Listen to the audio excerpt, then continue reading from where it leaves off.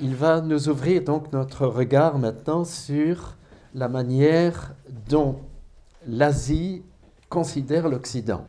Merci beaucoup. Merci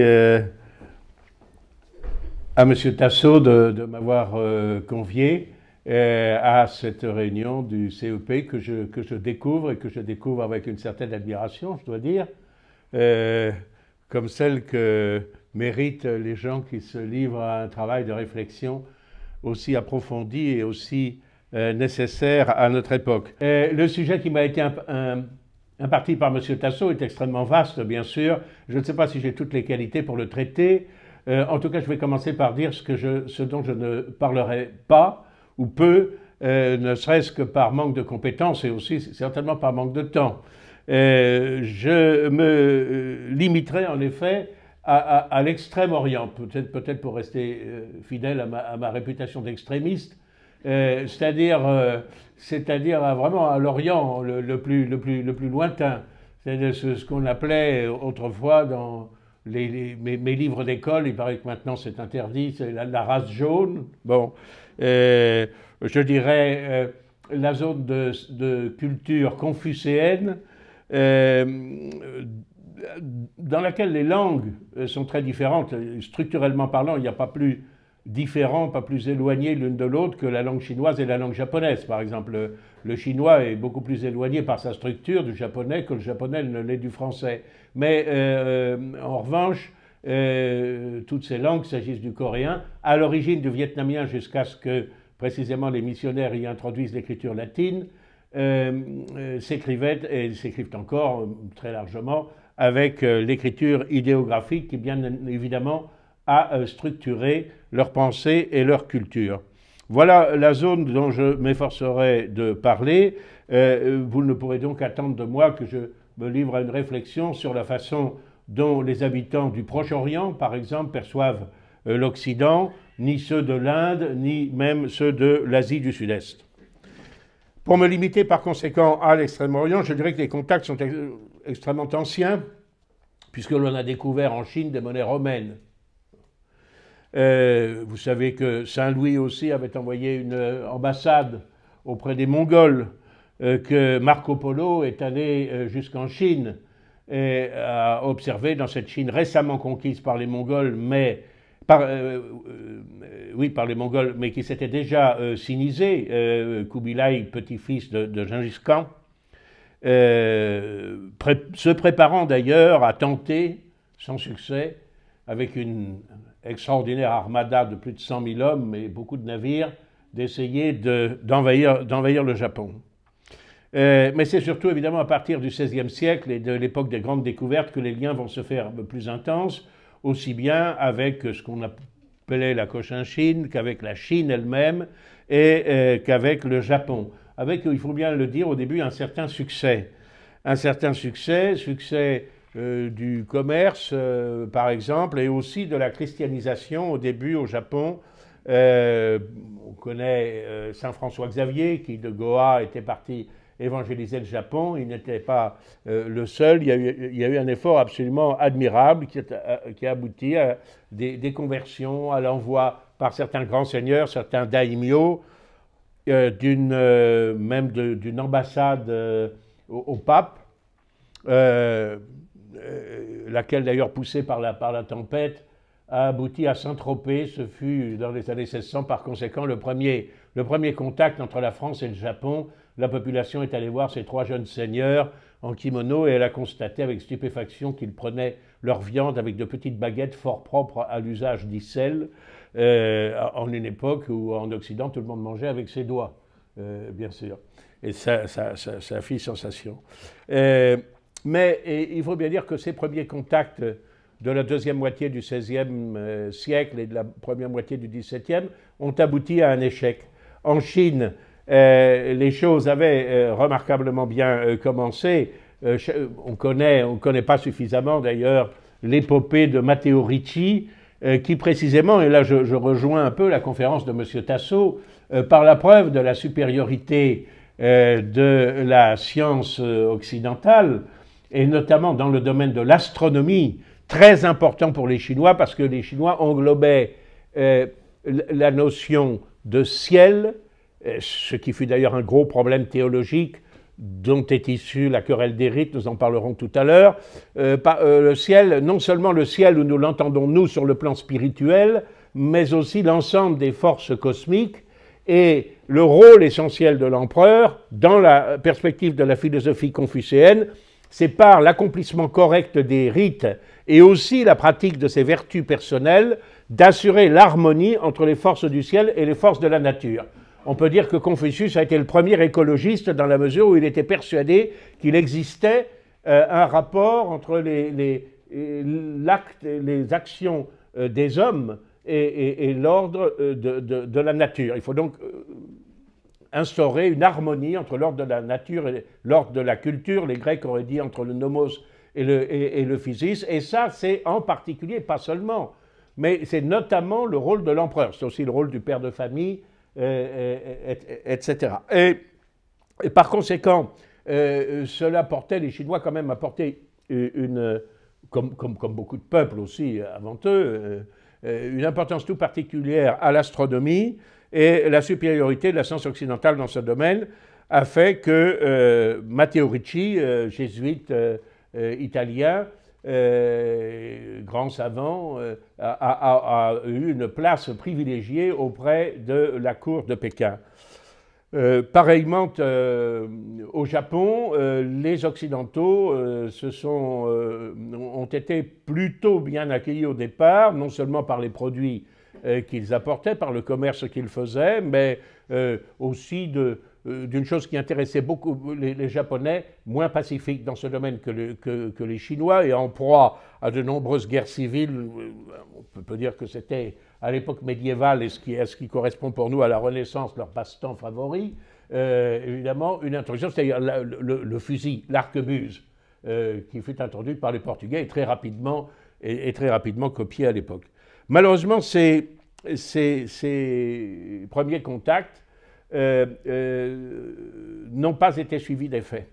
Peut-être à cause du caractère exclusif du christianisme, aussi à cause des jalousies que cela suscitait dans les pays d'origine. Il est évident que les temples bouddhistes voyaient d'un assez mauvais œil la propagation du christianisme, par exemple, que ce soit en Chine ou au Japon, peut-être aussi par la crainte que l'on ne subvertisse le peuple et qu'on ne conduise le pays à une situation de subordination comparable à celle, par exemple, des Philippines envers l'Espagne. Toujours est-il qu'en Chine, comme au Japon beaucoup plus tôt qu'en Chine, des persécutions impitoyables qui ont été rappelées par un film récent d'ailleurs, ont abouti à la prohibition, l'expulsion des missionnaires. En Chine, les jésuites sont expulsés après la querelle des rites qui avait vu l'interdiction des pratiques qu'ils avaient tolérées, consistant à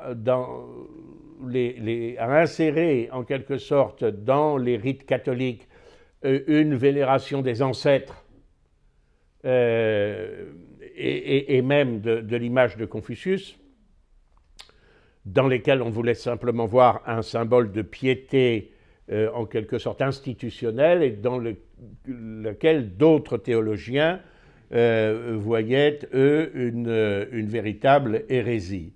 Et cette querelle des rites a eu pour effet, là aussi, l'expulsion des missionnaires et finalement l'interdiction du catholicisme. C'est au XIXe siècle qu'on va assister à une réouverture forcée de la Chine,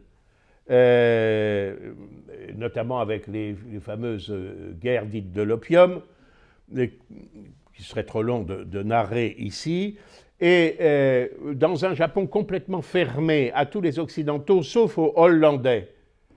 Pourquoi? Parce que les Hollandais calvinistes avaient accepté de participer au dernier sursaut, qui fut un sursaut d'ailleurs militaire après tant de persécutions subies avec patience. Les catholiques du sud du Japon s'étaient révoltés et groupés autour d'un jeune seigneur de 16 ans, Amakusa Jiro, dont le drapeau portait un emblème d'ailleurs des anges prosternés devant le Saint-Sacrement et qui s'étaient réfugiés dans la forteresse de Shimabara en vue sur la côte sud du Japon, pas très loin de Nagasaki. Et les Hollandais avaient accepté la requête du shogun, c'est-à-dire du grand féodal qui exerçait au nom théoriquement de l'empereur le pouvoir réel au Japon, de bombarder cette forteresse qui fut assiégée par plus de 100 000 hommes et dont les défenseurs, hommes, femmes, enfants, au nombre de 30 000, furent tous massacrés. Ce qui mit un point final, pas tout à fait d'ailleurs, un point final au catholicisme du Japon, nonobstant ce qu'on a appelé les chrétiens cachés, c'est-à-dire certains villageois qui réussirent à échapper aux persécutions et à conserver en secret, en l'absence de prêtres, leur foi pendant 2 siècles et demi, épopée extrêmement intéressante, mais que je n'ai pas le temps non plus de raconter ici. Alors, en échange de ce service, les Hollandais avaient obtenu de conserver dans la baie de Nagasaki, dans un îlot artificiel d'Eshima, un comptoir où ils pouvaient accoster 1 ou 2 navires par an et vivre quelques Hollandais qui s'étaient étroitement surveillés.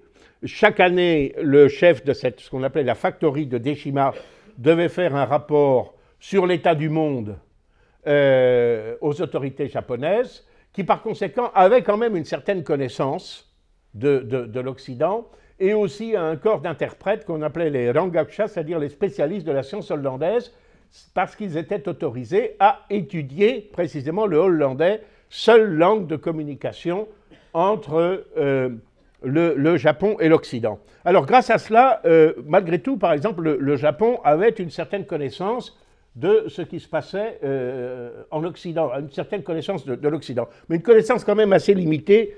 Je vous en donnerai simplement un seul exemple, c'est Napoléon. Voilà un exemple qui nous est cher, enfin qui nous est proche en tout cas, plus exactement.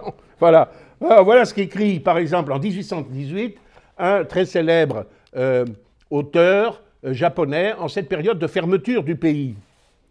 Il a rencontré un chirurgien hollandais qui est l'un des 15 ou 20 Hollandais autorisés à vivre dans cet îlot de Deshima dans la baie de Nagasaki, et qui lui a raconté que, mobilisé, puisque je crois que c'était Louis qui était roi de Hollande, donc la Hollande s'est trouvée à un moment, volens-nolens, allié de la France, et ce chirurgien avait participé à la guerre en Russie.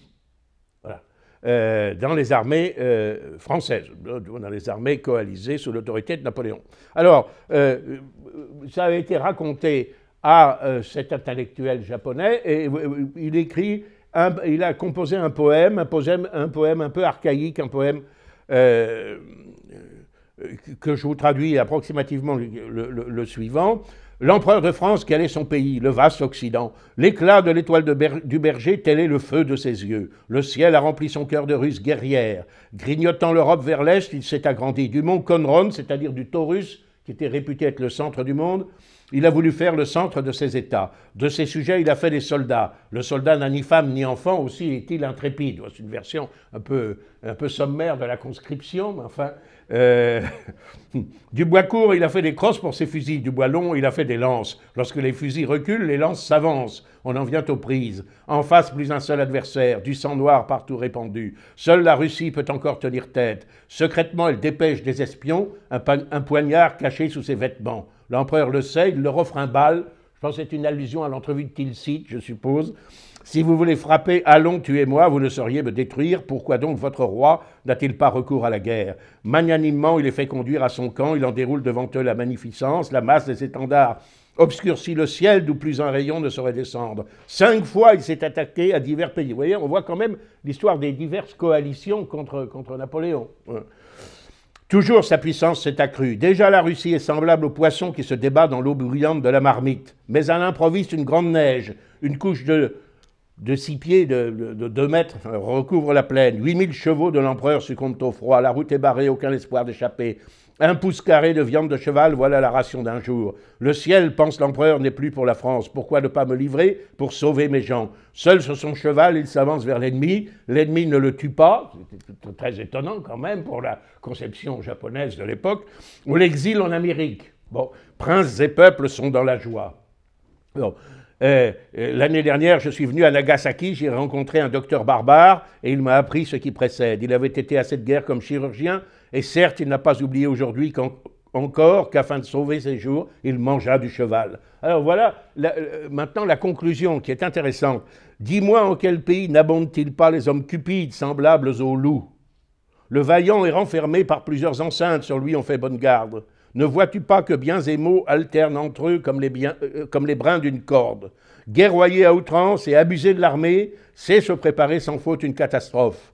À cette heure, la conquête a cessé dans les 5 parties du monde, mais ne sais-tu pas que l'esprit de tuerie couvre l'Occident? J'ai fait ce poème, j'ai conté ce fait étrange, je l'ai fait savoir à mon pays, et voici que dans mon sein, je sens bouillonner encore les vapeurs du meurtre. Alors, ce texte est intéressant, pittoresque et intéressant parce qu'on voit quand même dans la morale un certain nombre d'éléments. Il y a d'une part une admiration pour l'Occident, enfin, notamment pour l'épopée napoléonienne, c'est quelque chose de tout à fait extraordinaire, mais d'autre part une réminiscence à la fois du thème bouddhiste de l'impermanence des choses, hein, le bien et le mal alternent entre eux comme les brins d'une corde, et aussi très important, et on va le retrouver ensuite, du thème confucéen de l'hubris, diraient les Grecs, de l'excès. Voilà, l'excès de puissance militaire. Voilà, quand on agit avec excès, eh bien, ça prépare des catastrophes. Et ça, semble-t-il, c'est quand même un des traits de caractère des Occidentaux. Voilà un autre texte qui a été composé, qui est plus favorable, lui, qui a été composé par un autre auteur, Saito Seiken, vers 1830. Voilà, un auteur qui s'est efforcé de réunir ce qu'on pouvait savoir de notre pays, la France. Voilà, mais encore, en un temps encore où le Japon est complètement fermé, à part la petite lucarne hollandaise dont je parlais tout à l'heure. Voilà, alors voilà ce qu'il dit. Le nom de l'empereur est Bonaparte. Né dans l'île de Corse, il ne possédait d'abord qu'un seul vêtement. Parvenu à son apogée à la fin de l'ère Kansei, c'est-à-dire en 1800, il s'écroule la 10e année de Bunka, c'est-à-dire en 1813. Combien rapide et formidable son élévation et quelle ruine lui succède. En 10 ans, il conquiert l'Espagne, le Portugal, en tout 6 ou 7 grands et fameux pays. Il fait prisonnier leurs rois et met à leur place fils, frères et alliés. Il y eut de tout temps des héros. Julius Alexandre, c'est un peu une fusion entre César et Alexandre. Hein. Julius Alexandre poussa ses conquêtes du côté de l'Est jusqu'au fleuve Indus. Temujin, le grand ancêtre des Mongols, conquit à son tour l'Ouest et s'avança jusqu'aux portes de fer. Le premier empereur de la dynastie Shin, l'empereur Wu de Kang, et notre Taiko Hideyoshi, un très célèbre seigneur, chef de guerre japonais, ne saurait encore leur être comparé. Seul Napoléon supporte la comparaison, et cela bien qu'il n'ait pu réaliser tous ses projets. On ne peut lui refuser le titre de premier héros du monde. Vous voyez, là, c'est un peu plus favorable. Il n'y a pas la mentalité confucéenne, ni beaucoup d'hostilité à l'égard des Occidentaux. Il n'en reste pas moins qu'au XIXe siècle, l'Occident sera, il faut bien le dire à juste titre, perçu comme une menace. Perçu comme une menace, les guerres de l'opium contre la Chine de 1839 à 42, puis 1856 à 1860, alimentent un peu ce qu'on pourrait appeler les théories, certes xénophobes, du péril blanc.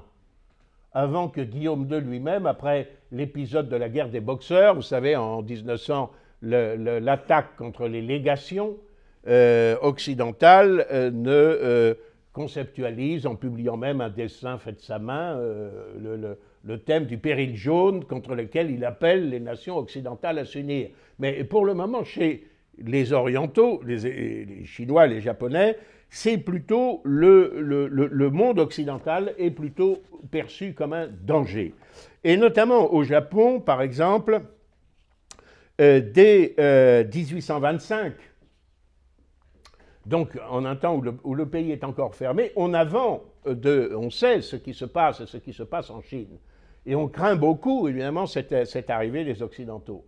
Tout le monde ne la craint pas, mais un auteur qui a inspiré le nationalisme chinois, Aizawa Seishisai, a écrit là-dessus, également aussi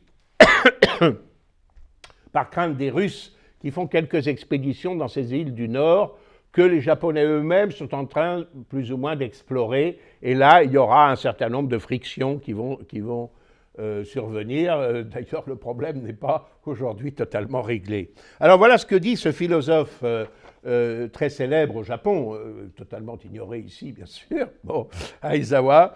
Voilà ce qu'il dit. Notre terre divine. Alors ça, c'est un concept particulier contre lequel, d'ailleurs, s'élèvera un auteur chinois dont je vais parler dans un instant, parce que le concept japonais sur l'institution impériale est assez différent du concept chinois. En Chine, l'empereur a reçu le mandat du ciel de gouverner la société humaine, mais c'est un mandat qu'il peut perdre par son manque de vertu, ce qui peut légitimer finalement le remplacement d'une dynastie par une autre. Tandis qu'au Japon, c'est différent parce que l'empereur, selon la conception du Shinto, qui est la religion polythéiste primitive des Japonais, est lui-même d'origine divine. Il descend du fondateur du Japon, Jimmu Tenno, qui en 660 avant notre ère, soi-disant, aurait petit-fils ou petit-fils lui-même de la déesse du soleil, la grande déesse Amaterasu Omikami, aurait fondé le Japon. Voilà, aurait fondé l'empire du Japon.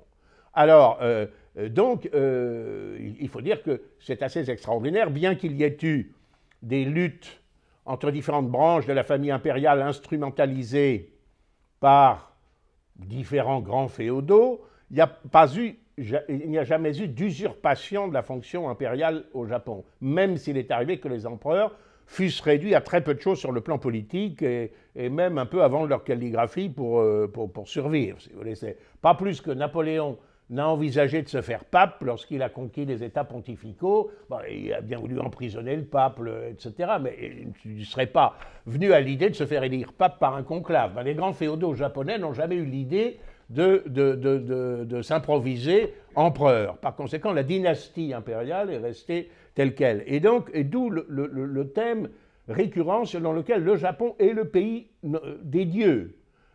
Pas seulement d'ailleurs comme le prouve l'empereur, qui jusqu'en 1945 était un Arashitokami, c'est-à-dire un dieu, une divinité, dirons un être sacré plus exactement, sous figure humaine, mais il y a quantité de dieux, quantité de cultes locaux dans la religion primitive japonaise qui cohabitent assez bien avec le bouddhisme qui, lui, comme vous le savez, est une religion importée, plus tard, importée au 7e siècle de notre ère, 6e, 7e siècle de notre ère, venant de l'Inde via la Chine.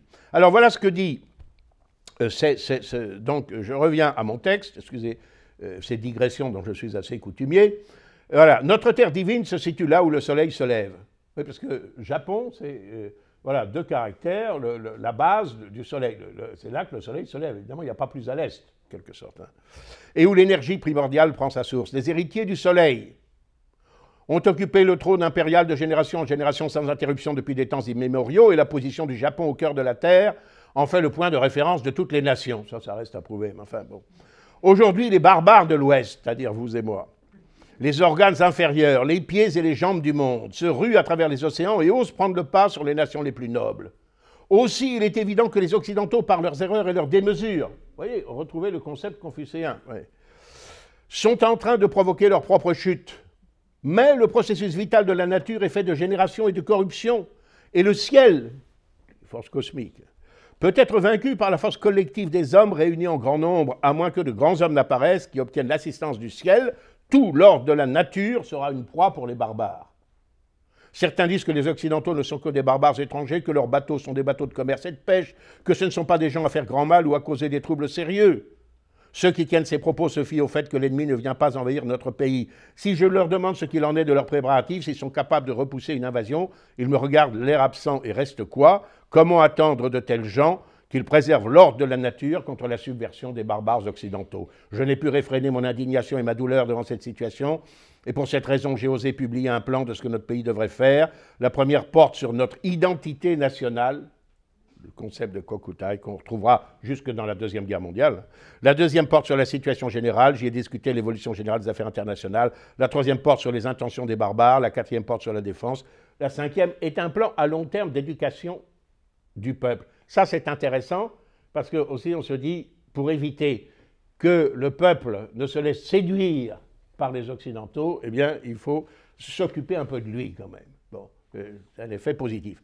Voilà un texte, un autre texte plus tardif, celui-là, lors de la signature pratiquement des premiers traités permettant l'établissement des Occidentaux, notamment le premier traité franco-japonais, par exemple, qui est de 1858. Alors voilà un mémoire qui est adressé par les nobles de cour, qui sont autour de l'empereur à Kyoto, qui n'ont aucun pouvoir réel, mais qui ont conservé, à cause de leurs origines aristocratiques très anciennes, une certaine autorité. Voilà ce qu'ils disent.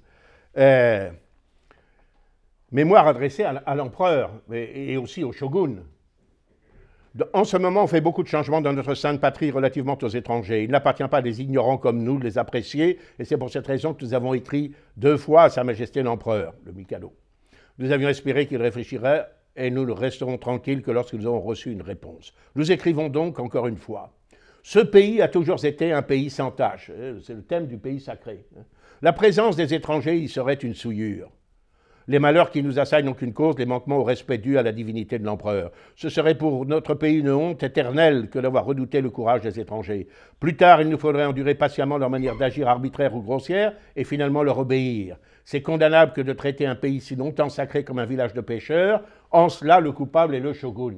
Parce que le shogun, c'est le grand seigneur qui dirige, c'est une dynastie de grands seigneurs qui s'est imposée par la dernière grande bataille en 1600 de Sekigahara, c'est la dynastie des Tokugawa. Bon.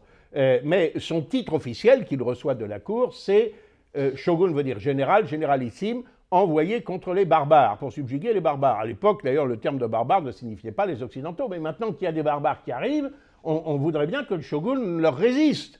Or, le shogun, il a une connaissance de la situation mondiale un peu meilleure que celle de ces braves nobles de cour, qui, à Kyoto, ne connaissent pas beaucoup la situation mondiale. Et le shogun, lui, il est disposé quand même à transiger un peu, à laisser les barbares s'installer dans ce village de pêcheurs qui est Yokohama, faire un peu de business, etc.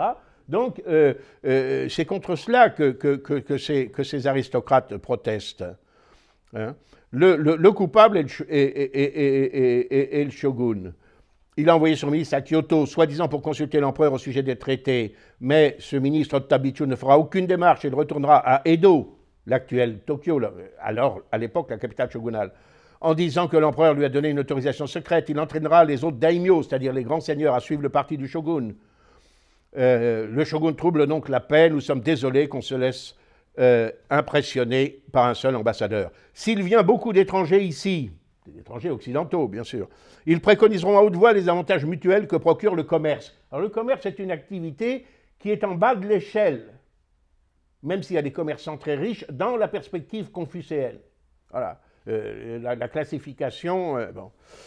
Donc le commerce, c'est pas bon, le commerce, voilà. Mais dans leur fort intérieur, ces Occidentaux, ils ne penseront qu'à faire un vil profit. Et dès qu'on refusera de répondre à tous leurs désirs, ils menaceront de leur artillerie et de leurs bâtiments de guerre. Les étrangers veulent s'emparer du Japon. À cet effet, ils emploieront toutes sortes de ruses dans leurs négociations. Si on leur permet de s'établir quelque part, ils gagneront l'esprit du peuple par l'influence de leurs paroles attractives. Le peuple finira par se laisser aller à suivre leurs usages. Vous voyez. Dès qu'ils connaîtront bien la géographie de notre pays, ils élèveront des fortifications sur les points principaux. À la fin, ils nous demanderont des choses impossibles. Ils commenceront la guerre et dépouilleront l'Empire. Comment nous défendrons-nous alors, etc., etc. Vous voyez, il y a de très beaux textes xénophobes. La xénophobie est assez universellement répandue, en réalité, dès lors qu'une présence étrangère est considérée comme excessive ou comme menaçante. Alors, de ces textes anciens, nous tirerons évidemment la conclusion que l'Occident est perçu comme une menace. Et il y a un trait de caractère des Occidentaux, c'est que voilà, ils ne savent pas où s'arrêter. Ils ont peut-être une supériorité technique pour le moment, mais ce sont des gens arrogants et ce sont des gens qui entreprennent des conquêtes, etc., sans souci de l'harmonie générale.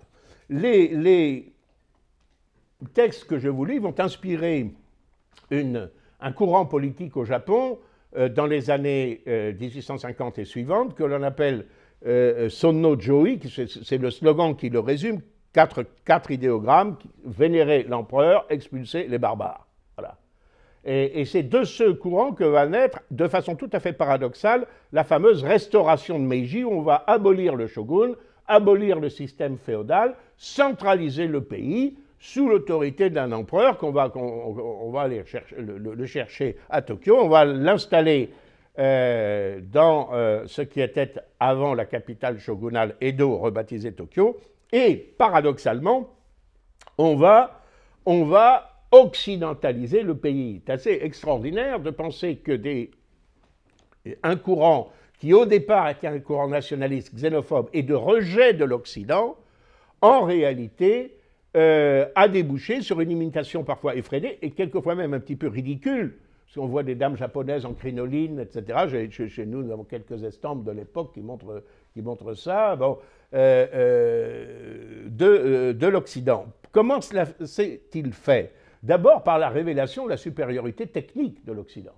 C'est quand même la supériorité de la technique et de la science, dans le domaine militaire, bien sûr, je parlais des guerres de l'opium.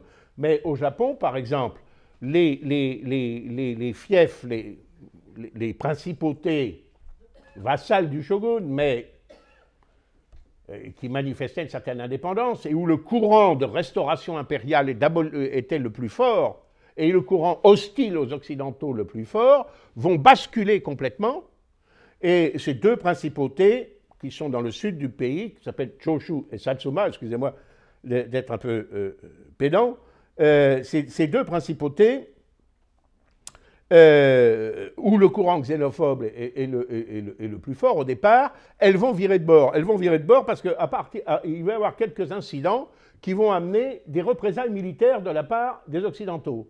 À Choshu, ils contrôlent le détroit de Shimonoseki, c'est-à-dire le détroit qui sépare l'île de Kyushu de l'île principale du Japon. C'est un détroit par lequel passent les navires. Et les gens de Choshu ont décidé de commencer leur guerre contre les Occidentaux. Ils bloquent le détroit. Et ils vont avoir à faire face à une escadre internationale qui va les bombarder. Et alors, du coup, ils vont se dire quand même, il faut peut-être faire attention, il faut peut-être apprendre un petit peu leur technique avant. Et du coup, ce fief va complètement basculer. Pareil pour le fief au sud de l'île de Kyushu, pour ceux qui voient une carte du Japon, d'ailleurs l'île la plus méridionale. Le fief de Satsuma, il va y avoir un incident sur la route qu'empruntaient les grands daimyo, les grands seigneurs, dont le daimyo de Satsuma, pour aller faire leur cour au shogun, en palanquin sur lesquels la population était appelée à se prosterner. Il y a un groupe d'Anglais qui va en pique-nique à cheval, et ils ne se prosternent pas, ils ne descendent même pas de cheval.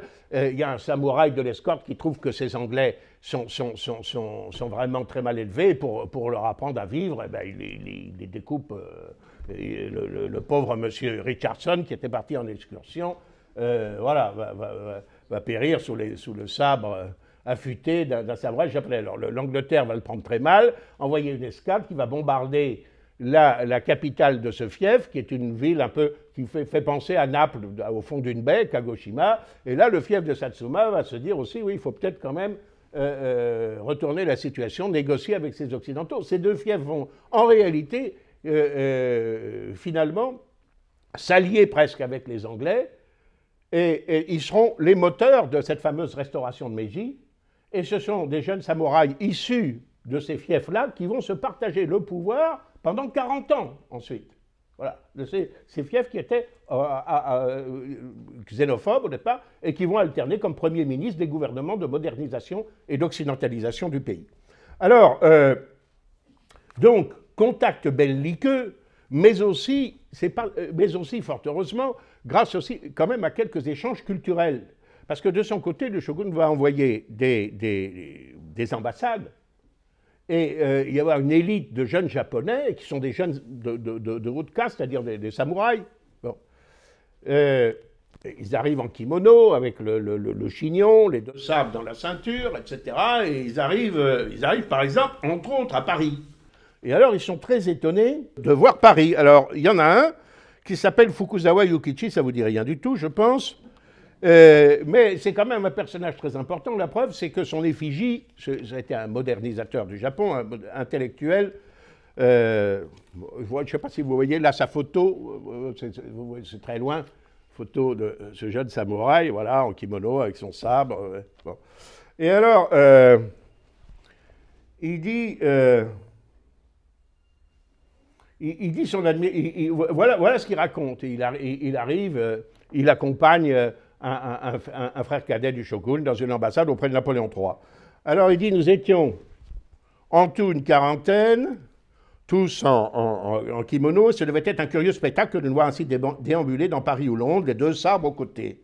2 sabres, privilège de la caste militaire.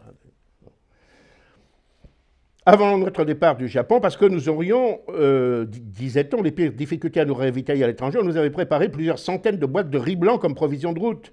Et pour des nuits à passer dans les auberges, on nous avait fabriqué des dizaines de lanternes, métalliques, des lanternes entourées de grillages, bon, pour éclairer les couloirs, etc., plus des candélabres, des pieds, des chandelles, bref, tout ce qu'on a entassé sur le navire et tout ce qui est nécessaire à un daimyo, c'est-à-dire un grand seigneur et son escorte, dans les auberges du relais de la route du Tokaido. Quand nous fûmes arrivés à Paris, la première requête qui, après les salutations d'usage, fut présentée aux fonctionnaires qui nous accueillaient, était que le logement de la suite ne soit pas trop éloigné de la résidence des chefs de mission.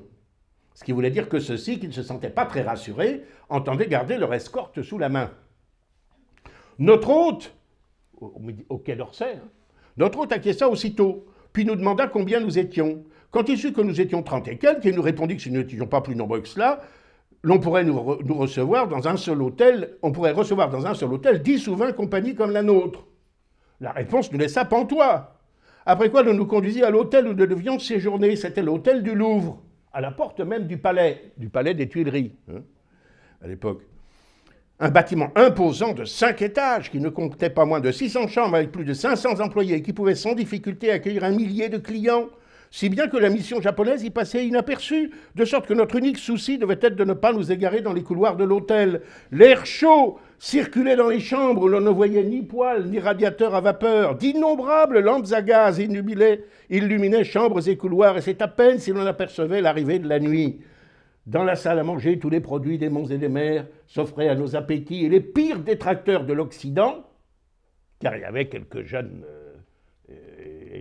nationalistes énervés, évidemment, qui faisaient partie de la délégation, oubliaient leur prévention contre les barbares en se délectant de ces mets délicats, si bien que nous étions embarrassés de tous ces bagages que nous traînions avec nous depuis le Japon.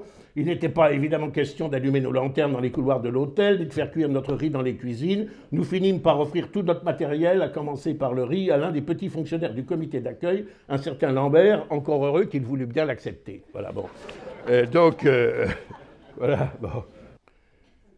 Alors, il y a cette admiration, mais il y a aussi des découvertes. Alors, là, l'hôtel du Louvre, formidable. Mais quand ils vont aller être reçus au palais des Tuileries, ils disent, écoutez, c'est pas mal, bien sûr, c'est pas mal, mais enfin, c'est pas tellement plus somptueux que l'hôtel. Voilà. Bon, et puis tous les gens autour de l'empereur sont debout, puis il y a même des femmes qui nous regardent de façon extrêmement impertinente. Alors bon, ils sont assez déçus. Il y a des choses. Alors, ils découvrent aussi quand même une chose qui n'existe pas dans l'Extrême-Orient de l'époque. C'est quand même la relative égalité sociale, encore que dans l'Europe du 19e siècle, parler d'égalité sociale, mais enfin quand même, malgré tout. Alors, quelquefois, ça les surprend. Par exemple, l'entrée des étrangers qui résident à Edo dans les temples de Shiba et d'Ueno, où se trouvent les tombes des shoguns, est un sujet de discussion. C'est un sujet de discussion à l'époque, savoir est-ce qu'on va laisser les étrangers visiter les temples où se trouvent les tombes des shoguns, ou est-ce qu'on va continuer de leur interdire. Bon. Or, en France et en Angleterre, on laisse n'importe qui pénétrer librement et visiter à sa fantaisie les temples qu'il s'y trouve au nom des tombes royales. En France, la chapelle funéraire de Napoléon Ier et son tombeau sont entièrement en marbre. C'est aux Invalides, hein, d'une structure imposante, d'une splendeur éblouissante que l'on peut juger sans rival dans le monde. En Angleterre, dans l'enceinte étroite d'un peuple, il s'agit de l'abbaye d'un temple, pardon, il s'agit de l'abbaye de Westminster quand même. Hein. Alors, en Angleterre, dans l'enceinte étroite d'un temple, des pierres tombales de plusieurs souverains de grands personnages se pressent, serrés comme les arbres d'une forêt. Cela ne mérite pas d'être vu et ne peut être mis en parallèle avec le tombeau de Napoléon. Et d'ailleurs, il observe qu'en plus, il y a des gens du commun qui sont inhumés dans la même nécropole à Westminster. Et ça leur paraît absolument incroyable. Voilà. Alors, vous voyez, une découverte quand même intellectuelle de l'Occident qui est de nature à améliorer un petit peu quand même la compréhension mutuelle entre les extrêmes orientaux et les occidentaux. Il y a une chose, un fait aussi assez important, c'est une certaine admiration pour le règne du droit, car l'Occident est un monde régi, ou théoriquement du moins, de moins en moins sans doute d'ailleurs, mais par le droit. Le concept de droit existe aussi. Ce bout de caractère-ci, c'est le passé. Voilà. Et là, c'est la clé dite de l'eau. Pourquoi? Autrefois, c'était beaucoup plus complexe comme caractère. Il y avait même un animal mythique, la licorne, chargé de pourfendre le mal et d'en laver la souillure, d'où la clé de l'eau, et d'en rejeter le souvenir dans le passé, d'où le passé. Et ce caractère sert toujours, d'ailleurs, pour désigner la France, en chinois, pas en japonais. Fago, la France. Pourquoi est-ce que je parle de l'étymologie de ce caractère? C'est parce que pour la Chine ancienne, et par voie de conséquence pour le Japon qu'elle a influencé, la notion de droit est essentiellement une notion de droit public, et même, peut-on dire, une notion de droit pénal. Le droit, donc, est destiné à sanctionner les fautes. D'ailleurs, dans les mythes chinois, on dit bien que l'invention du droit n'est pas attribuée à un de ces empereurs mythiques et sages, auxquels font très souvent référence les textes chinois pour expliquer d'où viennent les bonnes choses ou les bonnes institutions. Non, on dit que c'est un peuple barbare, les Miao, qui ont inventé les 5 châtiments, et que ces 5 châtiments, ils l'ont appelé le droit. Voilà. Donc c'est très clairement un droit pénal. D'ailleurs, la Chine a eu un code de droit pénal plusieurs siècles avant notre ère, qui est resté en vigueur, amélioré, si j'ose dire, par les dynasties successives, jusqu'à la République chinoise, jusqu'en 1911. Donc Alors que, en Occident, bien sûr, il y a le droit public, bien sûr, il y a le droit pénal, mais il y a aussi le droit privé. Le droit privé. Le droit privé que des individus, des personnes peuvent fabriquer elles-mêmes en vertu du fameux principe dit de l'autonomie de la volonté. L'autonomie de la volonté, ça ne veut pas dire qu'on peut faire n'importe quoi, ça veut dire que l'on peut se fixer à soi-même des règles juridiques. Article 1134 du Code civil, les conventions librement conclues tiendront lieu de loi, c'est donc très fort, à ceux qui les ont faites. Et ça, c'est une notion qui nous vient des Romains. C'est-à-dire que nous pouvons, et notamment par toute la pratique contractuelle, nous pouvons nous-mêmes fabriquer du droit. Et, de surcroît, dans le droit, il y a la notion aussi de droit subjectif. Vous savez que les juristes distinguent dans le mot droit, pour une fois, le français est plus ambigu que l'anglais. D'habitude, c'est l'inverse, mais nous avons un seul mot pour désigner 2 choses qui sont tout à fait différentes. L'ensemble des normes sanctionnées par l'autorité publique et qui sont applicables dans la société, c'est le droit, que les Anglais appellent law. Bon. Et le droit que j'ai de faire ceci, de faire cela, d'aller et de venir, de passer des contrats, mes droits individuels, mes droits fondamentaux, etc. Right, en anglais, ce qu'on appelle les droits subjectifs.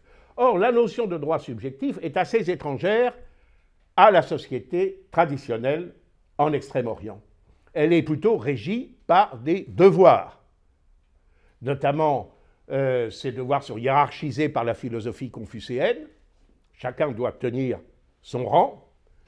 Et ces devoirs sont aussi connus au Japon par la notion de giri, qui est à la fois un concept moral, qui n'est pas nécessairement codifié, qui est la reconnaissance que l'on doit avoir, que l'élève doit avoir envers le maître, que les parents doivent avoir envers les enfants, etc., que l'on doit avoir envers une personne qui vous a consenti une faveur, un bienfait, etc., beaucoup plus que par une codification qui dépendrait de la puissance publique. Alors, les orientaux dont je traite vont découvrir que le droit, c'est important en Occident. Ils vont d'abord le découvrir sous la forme du droit international, qu'ils vont appeler d'ailleurs, grâce à la traduction d'un livre de Elements of International Law d'un Américain Wheaton, qui va être traduit par un missionnaire chinois, par un missionnaire américain en chinois, et qu'on va appeler Bankoku Koro, c'est-à-dire le droit public de 10 000 pays, autrement dit le droit public universel.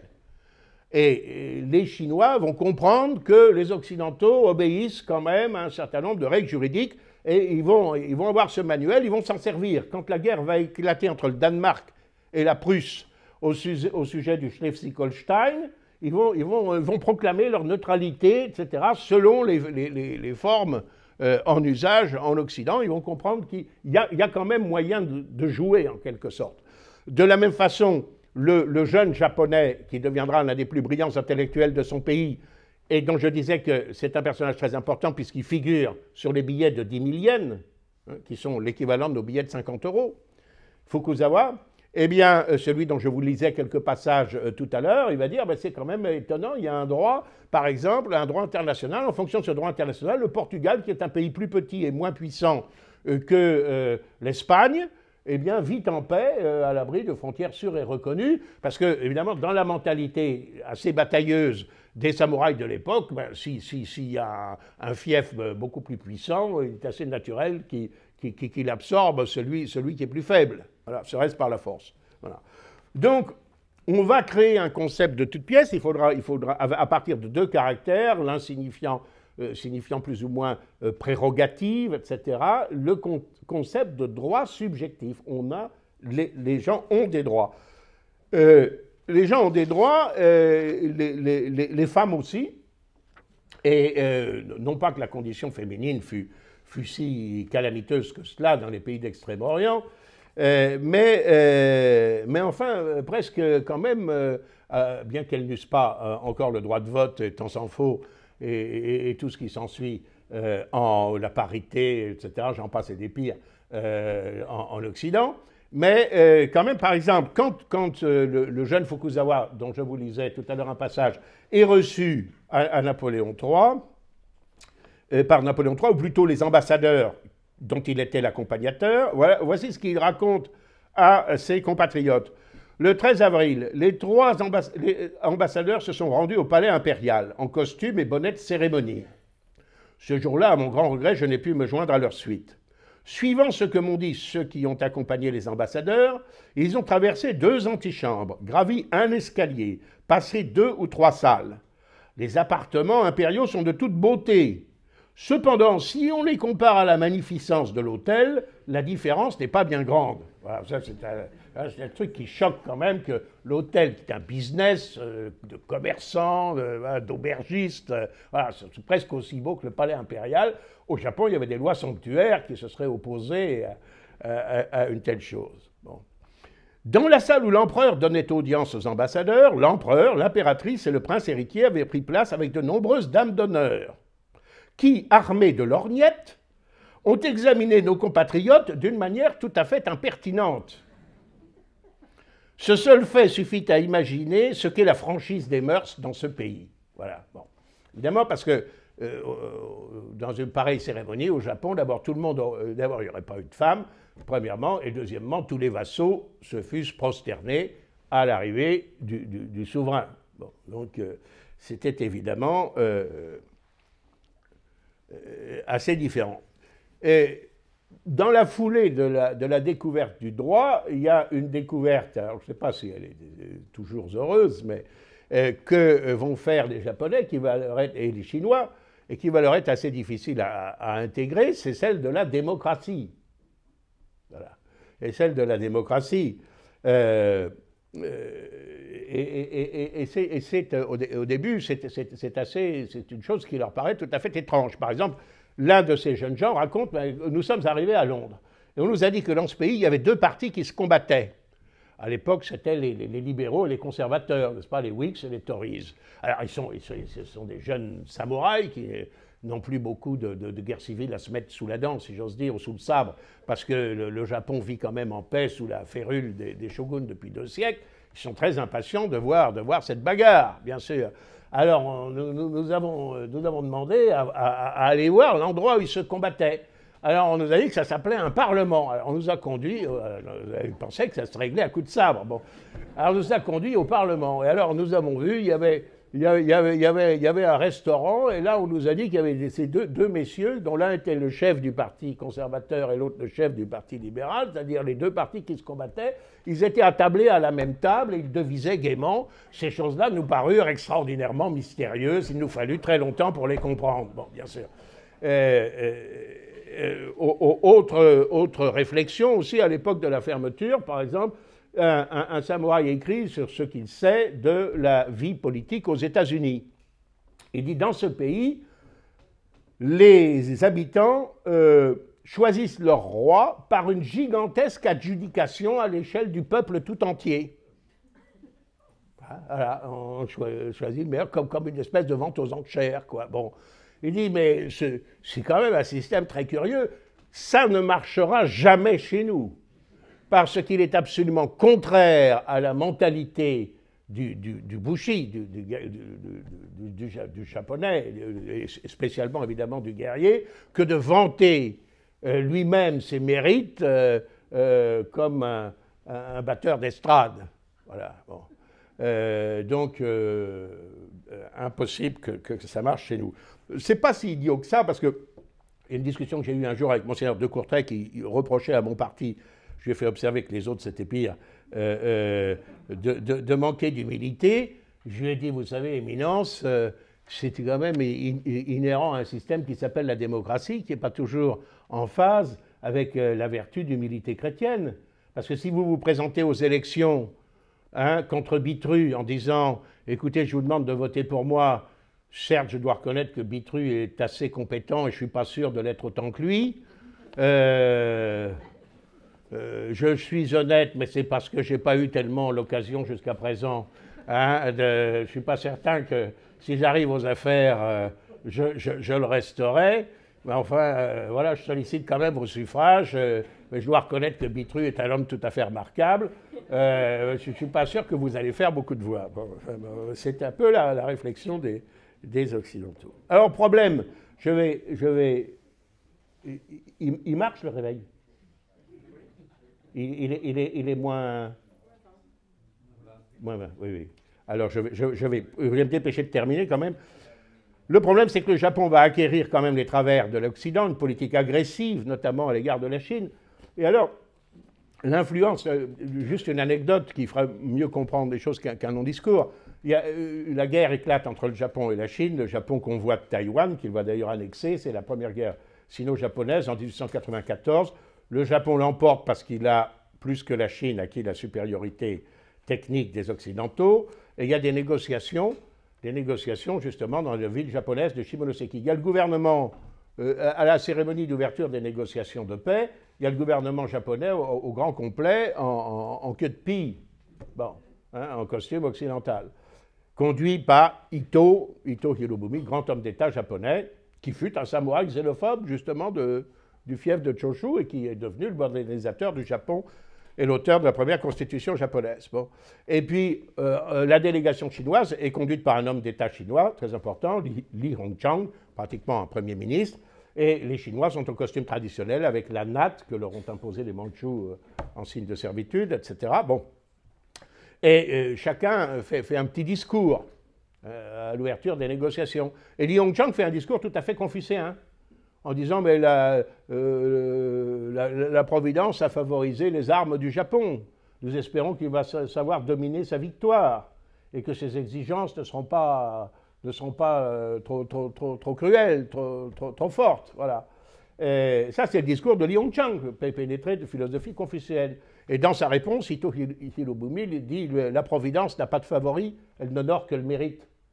Autrement dit, nous avons fait ce qu'il fallait pour vous battre, vous n'aviez qu'à faire pareil, quoi. Voilà, nous avons fait l'effort de nous moderniser. Voilà. Et la synthèse entre le confucianisme et d'ailleurs les valeurs chrétiennes sera tentée par Sun Yat-sen, le réformateur chinois, dont un admirateur est un personnage par lequel je conclurai ces propos, et je vous infligerai un certain nombre de lectures, qui est un personnage extrêmement intéressant, qui est le révérend Célestin Lu Zhenxiang. Voilà, je vois qu'il y en a qui le connaissent déjà, extrêmement intéressant. Qui est Lu Zhenxiang? Il est né en 1870 à peu près, il a été diplomate en Belgique, et son ambassadeur, qui était un homme important, qu'il servait, qui était chinois, lui dit « Vous savez, la force de l'Occident ne réside pas simplement dans sa technique, etc. Elle réside aussi dans sa religion. » À l'époque où, je ne sais pas si on pourrait dire ça aujourd'hui. Intéressez-vous à cet aspect. Lu Zhenxiang sera très marqué par le fait que, de façon tout à fait injuste, son maître, cet ambassadeur, sera condamné à mort par la dynastie mandchoue en 1900 et décapité, dans la foulée de l'affaire des boxeurs, etc. Et il va devenir ambassadeur, il va être favorable à Sun Yat-sen, à la proclamation de la République chinoise, et tout en restant quand même très imprégné des valeurs traditionnelles. Il épousera une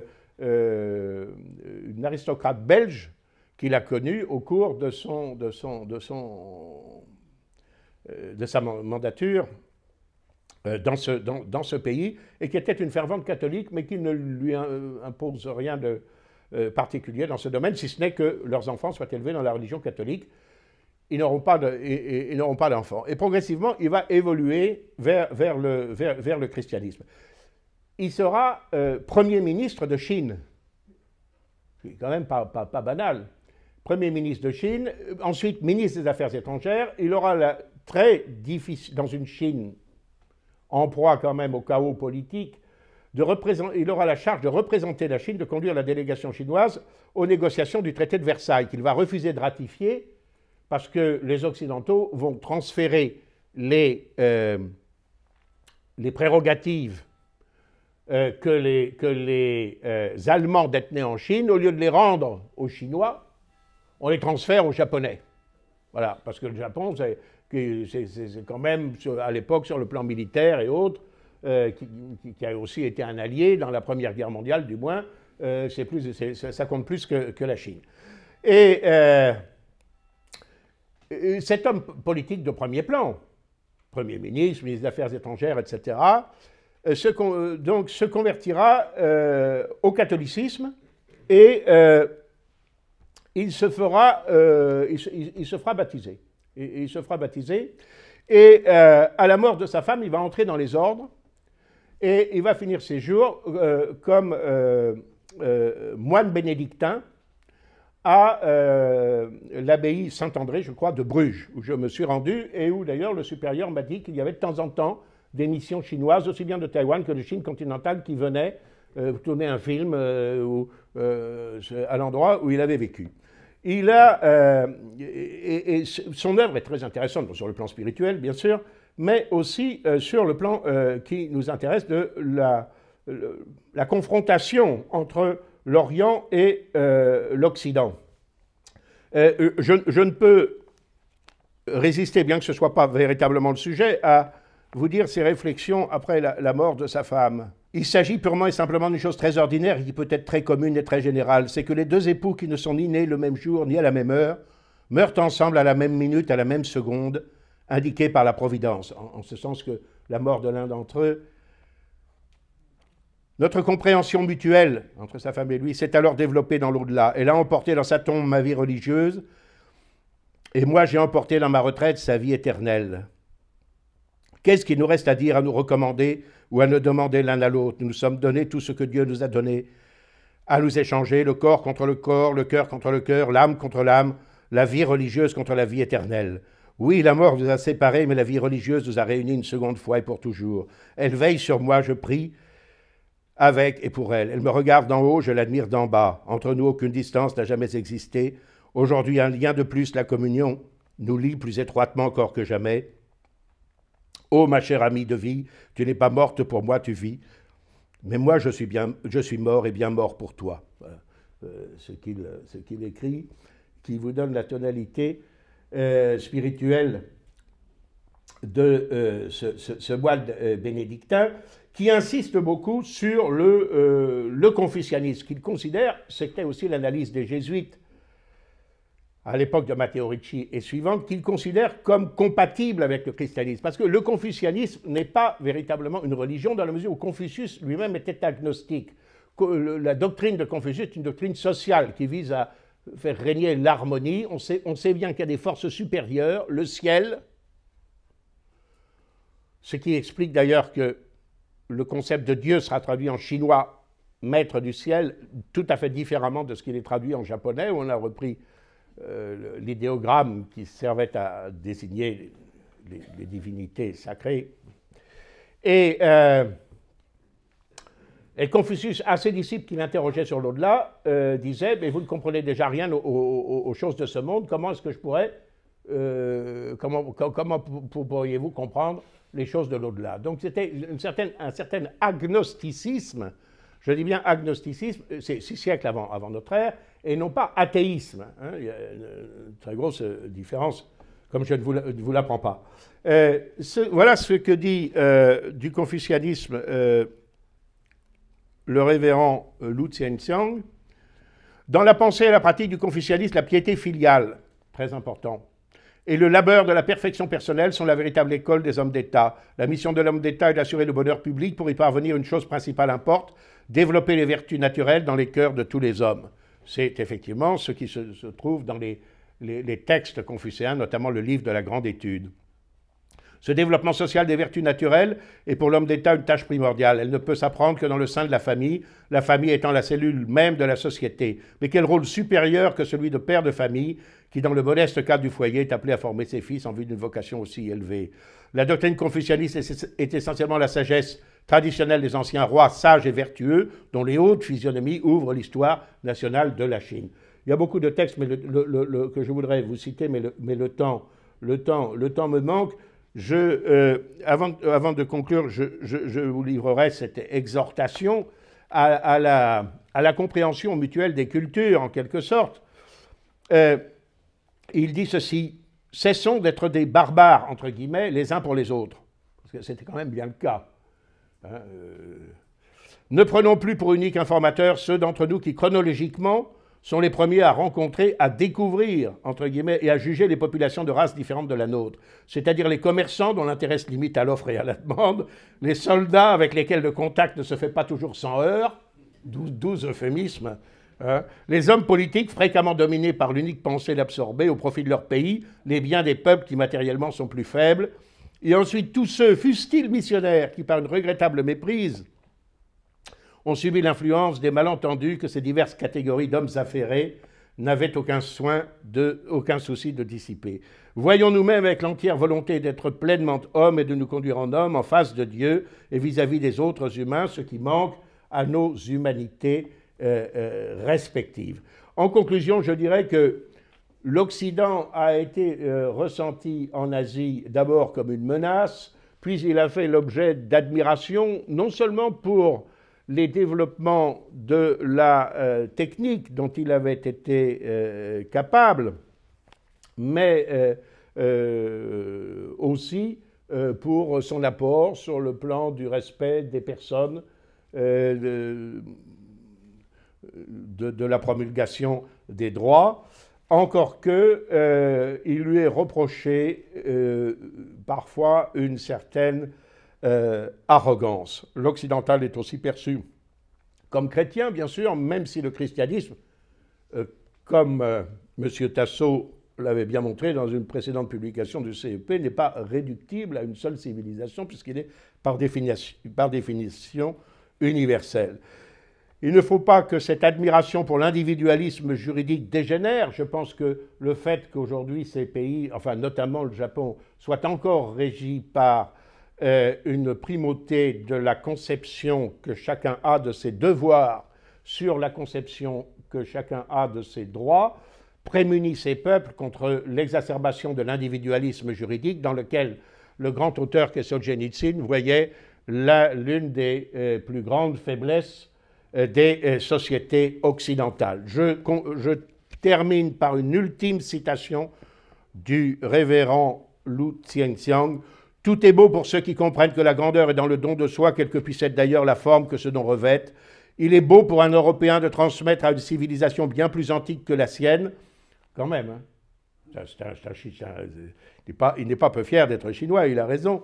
« Le flambeau de la vie divine chrétienne que l'Europe reçut avant l'Asie. Il est beau pour un Chinois d'accepter de ses cadets ce même flambeau. Et lorsque la lumière est diffusée par tout l'univers, si le vent des passions humaines peut de ci, de là éteindre quelques flammes, les chrétiens d'ailleurs s'empresseront de venir les rallumer. Dans ce don mutuel de la lumière, il n'y a plus ni cadet, ni ancien, ni premier, ni dernier, parce qu'il n'y a pas d'acception de personne pour Dieu, et que le titre de Fils du ciel, transmis de millénaire en millénaire aux chefs successifs des 24 dynasties qui occupèrent le trône de Pékin, s'est transformé avec une grandeur et une précision nouvelles pour devenir, comme je l'écrivis en conclusion, le titre divin et démocratique, entre guillemets, de tout homme venant en ce monde qui accepte l'esprit de Jésus et devient effectivement enfant de Dieu. Voilà, mesdames, messieurs. Merci de votre attention. Ce n'est plus Tintin au Tibet, c'est le CEP au Pékin. Donc, merci pour cette très riche communication.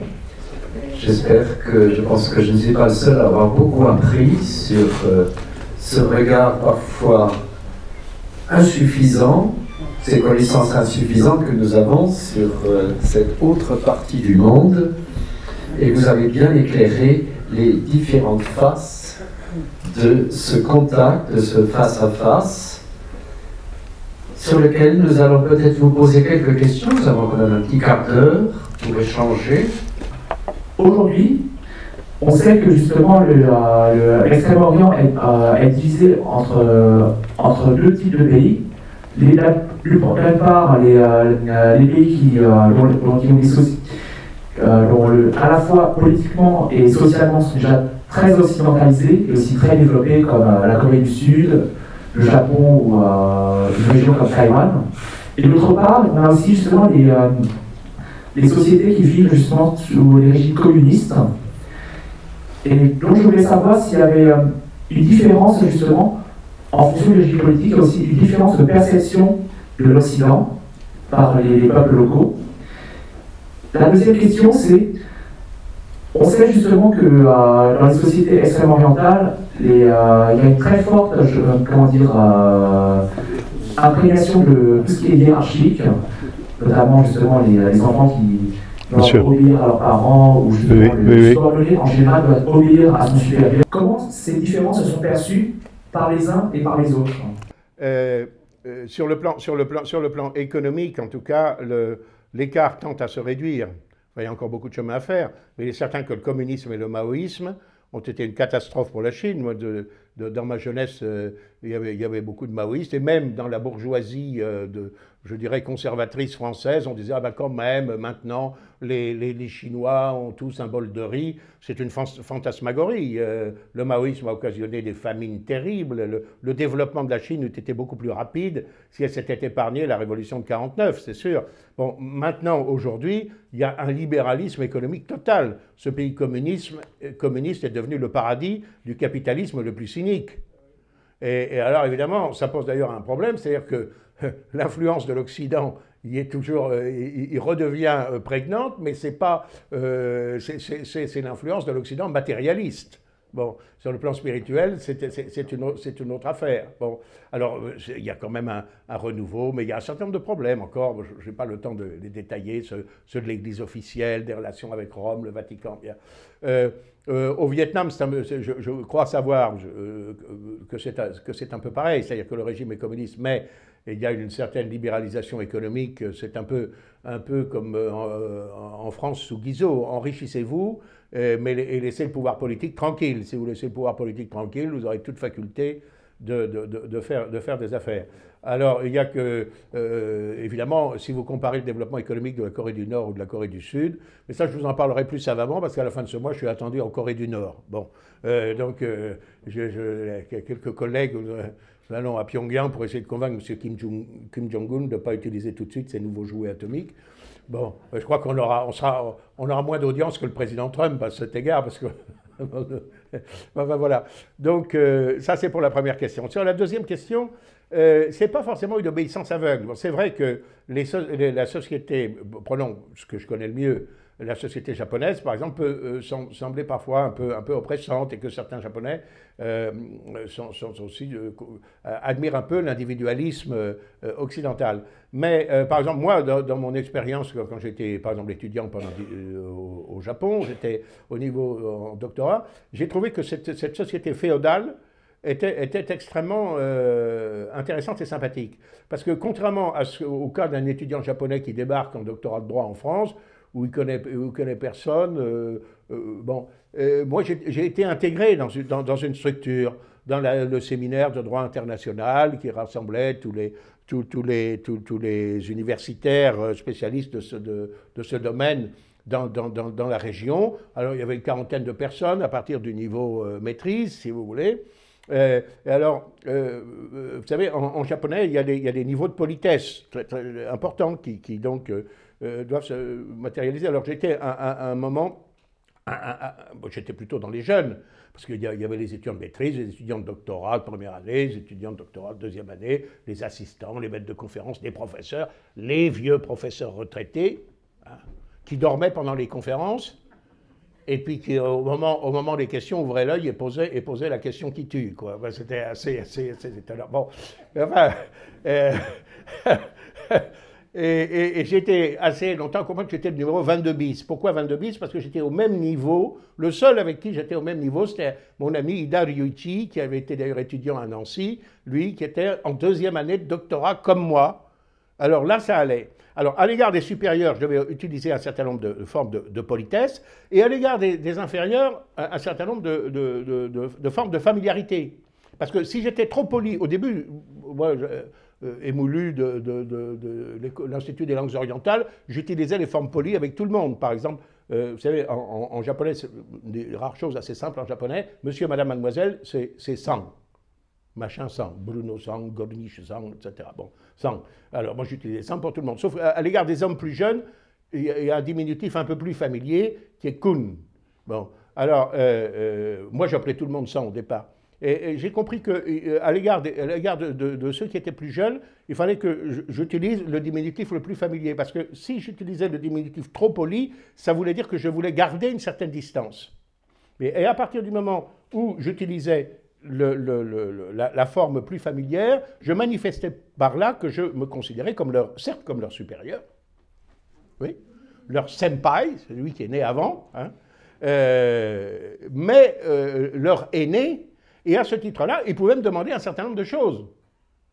Ils pouvaient me demander ce que signifiait exactement tel article paru dans la revue française de droit international. Ils pouvaient me demander s'ils allaient pouvoir peut-être passer quelque temps comme étudiants en France, etc., etc.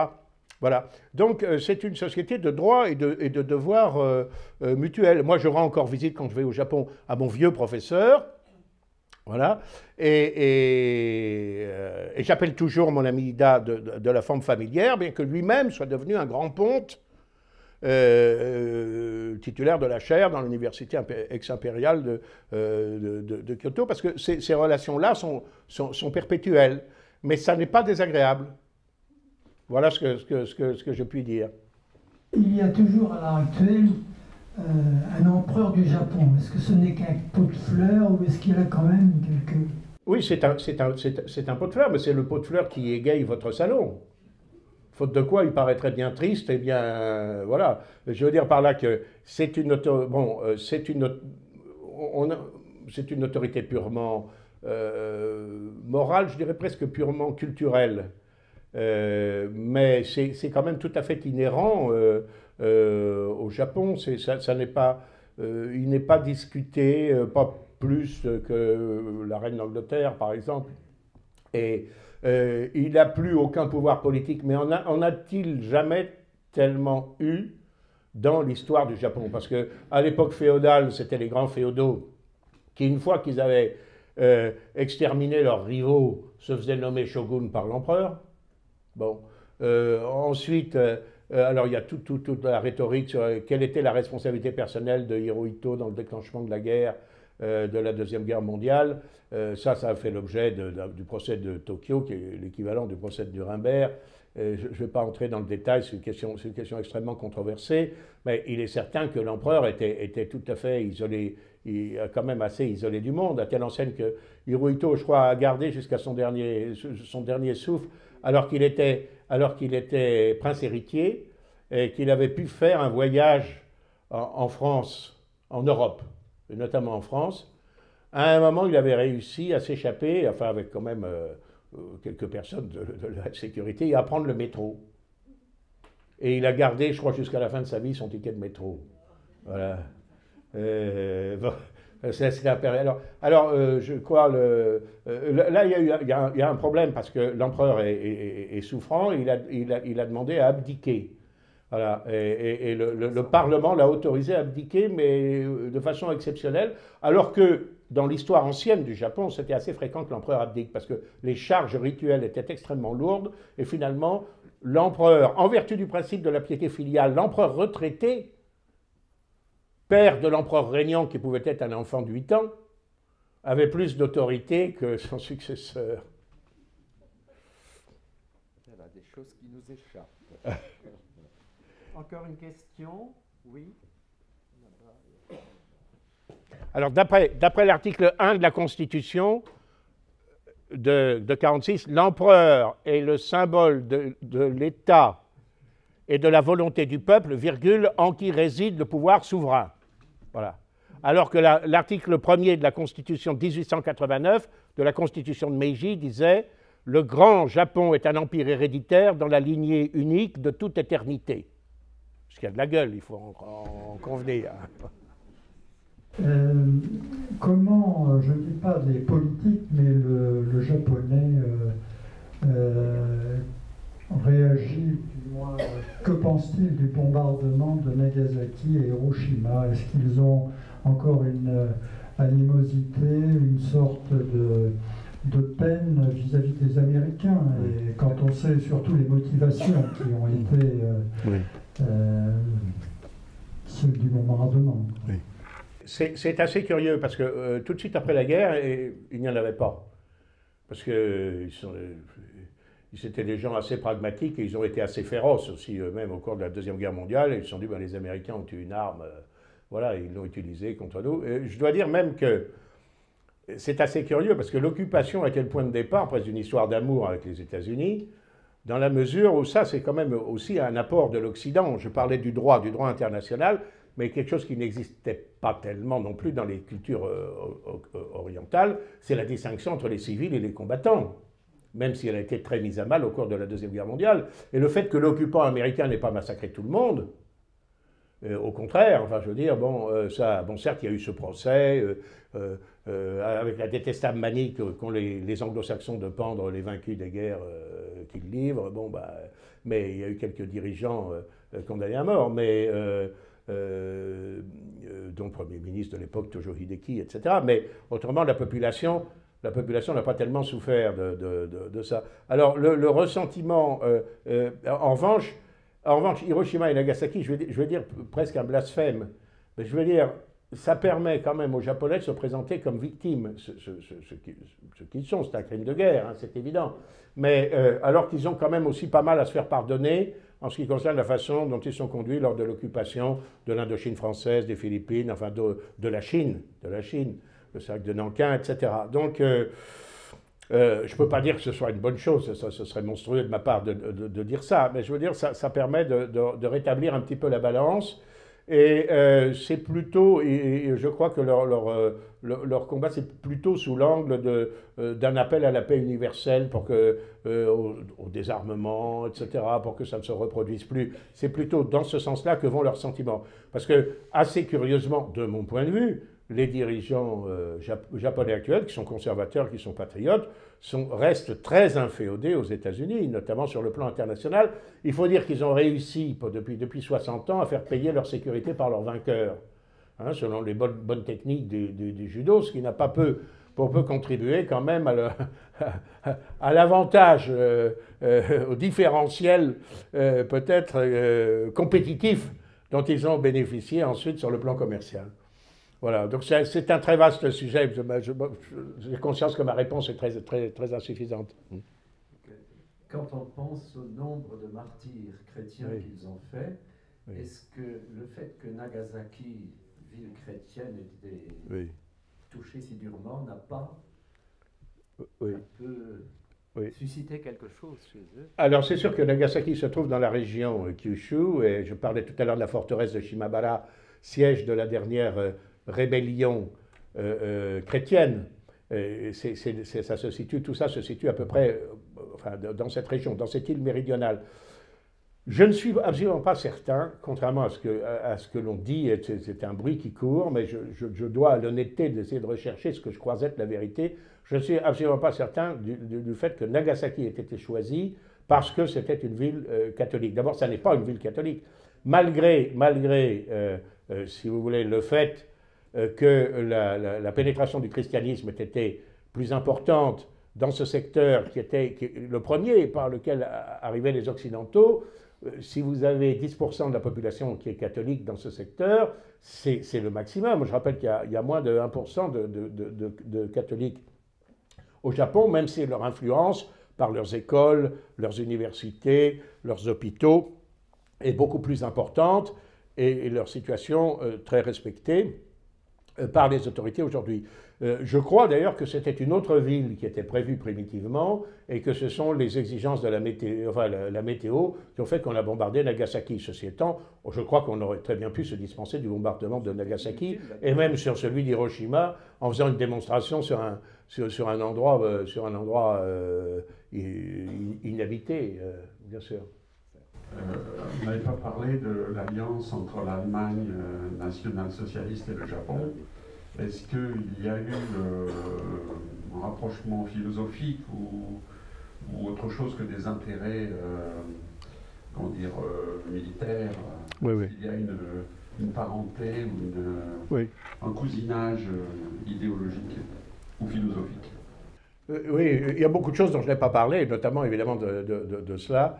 Je crois que cette alliance, d'ailleurs, était commandée par l'utilité qu'avaient les uns et les autres. Les Allemands auraient bien voulu que les Japonais entrent en guerre contre les Soviétiques, naturellement, mais déjà le fait qu'ils entrent en guerre contre les Américains, qui étaient en fait l'arsenal des Britanniques,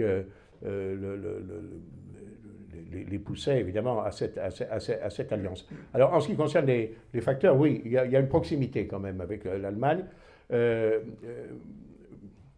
Comment dire? D'abord, quand le Japon s'est modernisé à l'époque de Meiji, il a invité un professeur de droit français pour écrire son code civil, etc. Boissonnade, un homme tout à fait remarquable, dont le buste est à la faculté de droit. Et finalement, les Japonais n'ont pas voulu de ce code civil parce qu'ils trouvaient qu'il était trop individualiste, alors que Boissonnade était légitimiste et avait fait très attention de respecter les coutumes traditionnelles japonaises. Mais pour le droit public, ils se sont inspirés des Allemands. L'influence allemande a été la première. D'abord pourquoi? Parce que les Japonais sont des gens pragmatiques. La plus grande puissance, c'était la France jusqu'en 1870. En 1870, la France est vaincue par l'Allemagne. C'est donc que les Allemands sont plus efficaces. Deuxièmement, l'Allemagne avait un peu les mêmes problèmes que le Japon, ou le Japon les mêmes problèmes que l'Allemagne. C'était un pays morcelé, entre plusieurs royaumes, principautés, voilà, Bavière, Bade-Württemberg, etc., Saxe-Cobourg et Gotha, que sais-je, les duchés, les royaumes,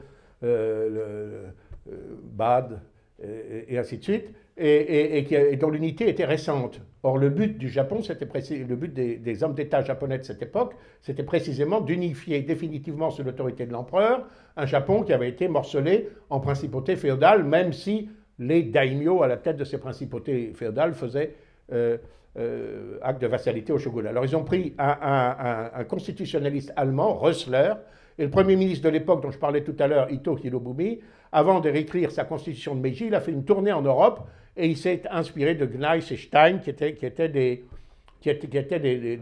constitutionnalistes allemands et autrichiens.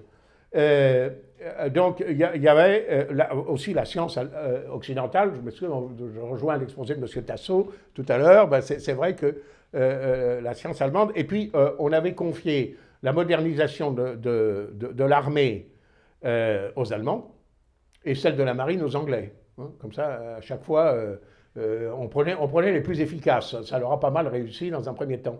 Donc il y avait une influence, indiscutablement une influence allemande. Il y avait une influence aussi de la philosophie allemande, Kant, etc. Encore que, moi quand j'étais au Japon, alors c'est beaucoup plus récent, mais j'avais un ami qui étudiait, était doctorant de philosophie, qui s'était spécialisé dans la philosophie allemande, Kant, etc. Puis un autre qui s'était spécialisé en français, qui lisait Descartes dans le texte français et latin pour ce qui est des méditations métaphysiques. Bon. Mais c'est vrai qu'il y a une influence allemande. Juste une dernière anecdote, quand j'étais étudiant à Kyoto, il y avait le Goethe Institut, bien sûr, qui dispensait gratuitement un enseignement aux jeunes japonais qui voulaient se familiariser avec l'allemand, et il y avait l'Alliance française, enfin ça s'appelait l'Institut franco-japonais. À l'Institut franco-japonais, il y avait 80% de filles et 20% de garçons, et au Goethe Institut, la proportion était inverse. Voilà.